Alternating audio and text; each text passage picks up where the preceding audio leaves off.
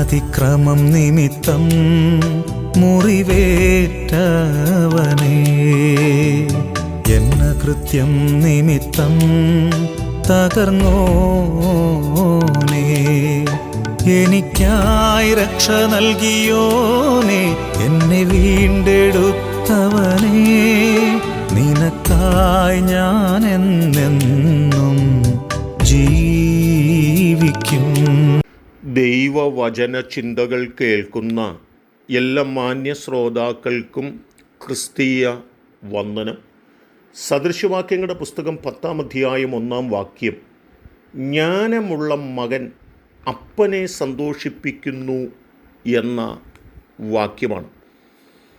ജ്ഞാനമുള്ളതായ ആളുകൾ, വിവേകമുള്ളതായ ആളുകൾ, ബുദ്ധിയുള്ളതായ ആളുകൾ അവരുടെ ജീവിതത്തിനകത്ത് അവരേറ്റവും കൂടുതൽ ഈ ഭൂമിയിൽ ആദരിക്കുന്നതും ബഹുമാനിക്കുന്നതും സ്നേഹിക്കുന്നതും സന്തോഷിപ്പാൻ ആഗ്രഹിക്കുന്നതും ആരെ ആയിരിക്കുമെന്ന് ചോദിച്ചാൽ അത് അവരുടെ മാതാപിതാക്കളെ തന്നെ ആയിരിക്കും എന്നുള്ളതാണ്.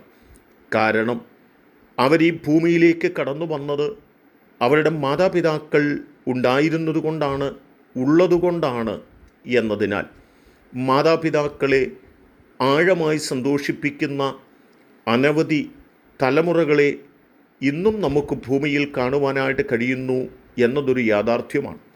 എന്നാൽ ഈ കാലഘട്ടത്തെ സംബന്ധിച്ച് ബഹുഭൂരിപക്ഷം വരുന്ന തലമുറകളും മാതാപിതാക്കളെ സന്തോഷിപ്പിക്കുന്നവരായിട്ടല്ല നാം കാണുന്നത്. പകരം അവരെ വ്യസനിപ്പിക്കുന്ന, ദുഃഖിപ്പിക്കുന്ന ആളുകളായി നമുക്ക് കാണുവാനായിട്ട് സാധിക്കുന്നുണ്ട്. ഉൽപ്പത്തി പുസ്തകം 22-ാം അധ്യായത്തിലേക്ക് കടന്നു വന്നാൽ അബ്രഹാമിനെ സംബന്ധിച്ചുള്ള ഒരാഴമായ സംഭവം ആ അധ്യായത്തിൽ ഓർപ്പിക്കുന്നുണ്ട്. ഒരിക്കൽ അബ്രഹാം ദൈവത്തിൻ്റെ സന്നിധിയിൽ ആഴമായ പ്രാർത്ഥനയിലായിരിക്കുമ്പോൾ അബ്രഹാമിനോട് സർവശക്തനായ ദൈവം ഒരു കാര്യം അരുളി ചെയ്യുകയാണ്. നീ സ്നേഹിക്കുന്ന നിൻ്റെ ഏകജാതനായ മകൻ ഇസഹാക്കിനെ തന്നെ കൂട്ടിക്കൊണ്ട് മോറിയ ദേശത്ത് ചെന്ന് അവിടെ ഞാൻ നിന്നോട് കൽപ്പിക്കുന്ന ഒരു മലയിൽ അവനെ ഹോമയാഗം കഴിക്കണമെന്ന് അരുളി ചെയ്യുകയാണ്. ഈ ദൈവശബ്ദം കേട്ടിട്ട് അബ്രഹാം ആരോടും പറയാതെ മോറിയ ദേശത്തേക്കും ദൈവം തന്നെ കാണിക്കുന്ന മലയിലേക്കും കടന്നുപോയി തൻ്റെ ഏകജാതനായ മകൻ, താൻ സ്നേഹിക്കുന്ന തൻ്റെ മകൻ ഇസഹാക്കിനെ ഹോമയാഗം കഴിക്കുവാൻ ആഗ്രഹിക്കുമ്പോൾ ഒരു കാര്യം ആ അപ്പനറിയാമായിരുന്നു. എൻ്റെ ആഗ്രഹത്തിനും എൻ്റെ തീരുമാനത്തിനും എൻ്റെ ഇച്ഛയ്ക്കും എതിരായി എൻ്റെ മകൻ ഇസഹാക്ക് ഒരിക്കലും നിൽക്കുകയില്ല. കാരണം എൻ്റെ മകന് തൻ്റെ സന്തോഷത്തേക്കാൾ അധികം എൻ്റെ സന്തോഷത്തിലാണ് കൂടുതൽ സന്തോഷിക്കുന്നത് എന്ന് തിരിച്ചറിഞ്ഞ അപ്പൻ മകനെയും കൂട്ടിക്കൊണ്ട് കടന്നു പോകുന്നതായ ഒരു വഴിത്താരയാണ്. നാം 9-10 വാക്യങ്ങളിലൊക്കെ കടന്നു വരുമ്പോഴേക്ക് അവിടെ ഓർപ്പിക്കുന്നത് യഹോവയായ ദൈവം അബ്രഹാമിനോട് പറഞ്ഞതായ ആ ശ്രേഷ്ഠമായ സ്ഥലത്തും ആ മലയിലും കയറി ചെന്ന് ഒരു യാഗപീഠം പണിത് തൻ്റെ മകനായ ഇസഹാക്കിൻ്റെ കൈകാലുകൾ ബന്ധിച്ച് ആ യാഗപീഠത്തിലേക്ക് കിടത്തുമ്പോൾ അപ്പൻ്റെ ആഗ്രഹം പോലെ തന്നെ ഒരുത്തരം പോലും പറയാതെ, ഒരു പ്രതികരണം പോലും നടത്താതെ അപ്പൻ്റെ മുമ്പിൽ ശാന്തമായി ആ യാഗപീഠത്തിൽ കിടക്കുന്ന ഒരു മകനെ നോക്കുമ്പോൾ ആ മകൻ തരുന്ന ആഴമായൊരു പാഠമുണ്ട്. എന്താണെന്ന് ചോദിച്ചാൽ, ഞാനുള്ളത് എൻ്റെ അപ്പനുള്ളത് കൊണ്ടാണ്. അങ്ങനെയാണെങ്കിൽ എൻ്റെ സന്തോഷത്തേക്കാൾ വലുത് എൻ്റെ അപ്പൻ്റെ സന്തോഷമാണ്, എൻ്റെ അപ്പൻ്റെ ആഗ്രഹങ്ങളാണ്.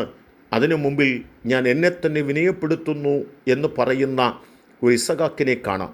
മാത്രമല്ല, അബ്രഹാമിനെ സംബന്ധിച്ചിടത്തോളം തൻ്റെ ആത്മീക വെളിപ്പാടിൽ തൻ്റെ അപ്പനെന്ന് പറയുന്നത് പിതാവായ ദൈവമാണ്.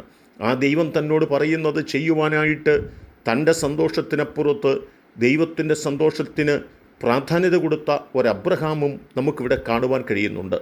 ദൈവത്തിൻ്റെ സന്തോഷത്തിന് വില കൊടുക്കുന്ന അബ്രഹാമും അപ്പൻ്റെ സന്തോഷത്തിനു വേണ്ടി സ്വയം ബലിയാടാകാൻ ആഗ്രഹിക്കുന്ന ഇസഹാക്കും ഇവിടെ നിൽക്കുമ്പോൾ ദൈവം അവർക്കിരുവർക്കും വേണ്ടി ഒരു മഹാത്ഭുതം ചെയ്ത ചരിത്രവും അവിടെ രേഖപ്പെടുത്തപ്പെടുകയാണ്.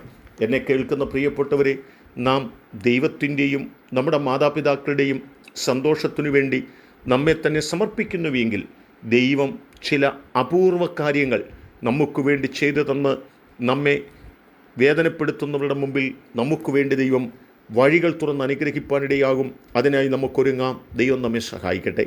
കരുണയുള്ള ദൈവമേ, ഞങ്ങൾ ദൈവത്തെയും ഞങ്ങളുടെ മാതാപിതാക്കളെയും സന്തോഷിപ്പിക്കുന്നവരായി, അതിനായി ഞങ്ങളെ തന്നെ സമർപ്പിക്കുന്നവരായി ജീവിപ്പാൻ ഞങ്ങളെ സഹായിക്കണം. യേശു കർത്താവിൻ നാമത്തിൽ തന്നെ ആമേൻ.